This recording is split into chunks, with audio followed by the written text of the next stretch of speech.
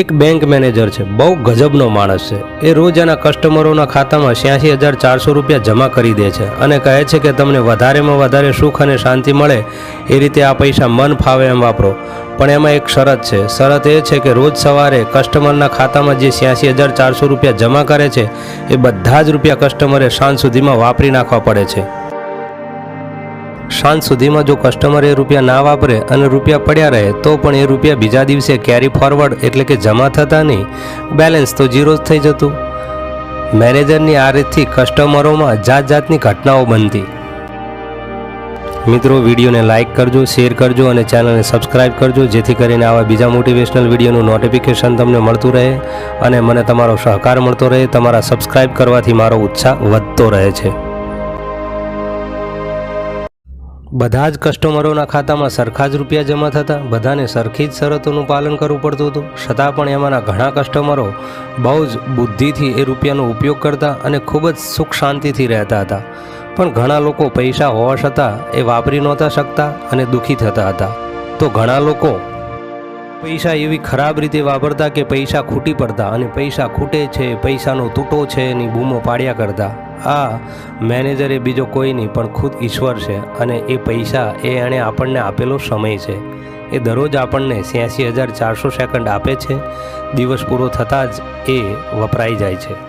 આજના દિવસની સેકન્ડ્સ આજે જ પૂરી થઈ જાય છે, કાલે પાછી મળતી નથી। તમે ઊંઘી રહેશો તો પણ આજના દિવસનું બેલેન્સ કેરી ફોરવર્ડ થતું નથી।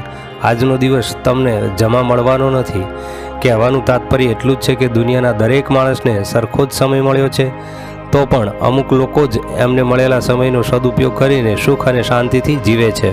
એટલે નવરાશ નથી, મને સમય નથી ની બૂમો પાડ્યા કરે છે અને અમુક લોકોનો સમય એમને એમ જ પડ્યો રહે છે।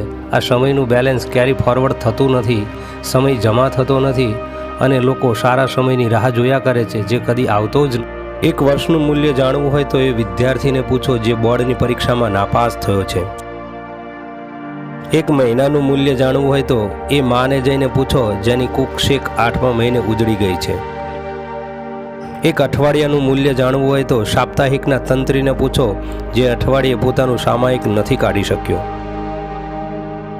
એક દિવસનું મૂલ્ય જાણવું હોય તો એ મજૂરને પૂછો જે રોજ મજૂરી કરીને રોજ એના પરિવારનું પેટ ભરે છે અને જેને આજે એક દિવસની મજૂરી નથી મળી અને એક દિવસનું મૂલ્ય પૂછો।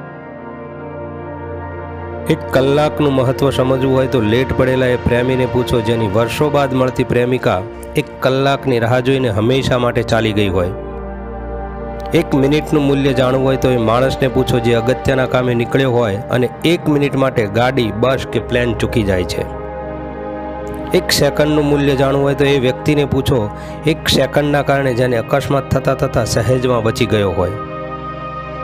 એક મિલી સેકન્ડ, એક પળનું મૂલ્ય જાણવું હોય તો એ રનરને, એ દોડવીરને પૂછો જેણે આંખના પલકારા કરતાં ઓછા સમયથી પાછળ રહી જવાના કારણે ગોલ્ડ મેડલ ગુમાવ્યો હોય।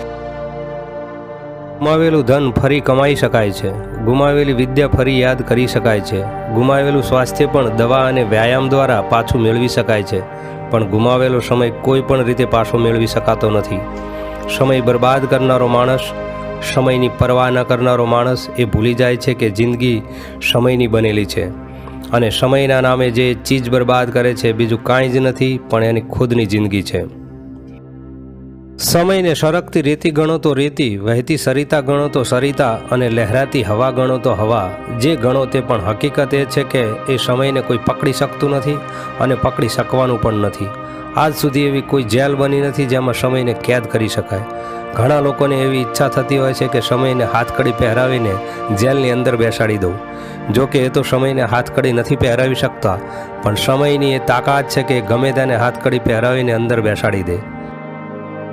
સમયનો સ્વભાવ જ છે વહેવાનો, એને ક્યારેય ખુરશી કે સોફાની જરૂર નથી પડતી કારણ કે એ સમય બેસતો જ નથી। એ તો દિલમાં કંઈક કરી દેખાડવાનું જુનૂન લઈને નીકળેલા માથા ફરેલ માણસ જેવો છે જે ક્યારેય થંભતો નથી અને થાકતોય નથી।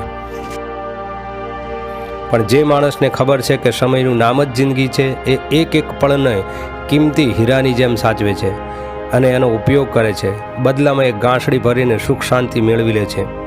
દુનિયાના કોઈ પણ પ્રખ્યાત અને સફળ માણસની જિંદગી તપાસી લો, એ એટલા માટે એટલા સફળ થયા છે કે કારણ કે એમણે સમયને ઓળખીને એનો સદુપયોગ કર્યો છે। માટે તમે પણ જો જિંદગીને ચાહતા હોય તો સમયને બચાવો, કારણ કે જિંદગી સમયની જ બનેલી છે। મિત્રો, વિડીયોને લાઇક કરજો, શેર કરજો અને ચેનલને સબસ્ક્રાઈબ કરજો, જેથી કરીને આવા બીજા મોટિવેશનલ વિડીયોનું નોટિફિકેશન તમને મળતું રહે અને મને તમારો સહકાર મળતો રહે। તમારા સબસ્ક્રાઈબ કરવાથી મારો ઉત્સાહ વધતો રહે છે।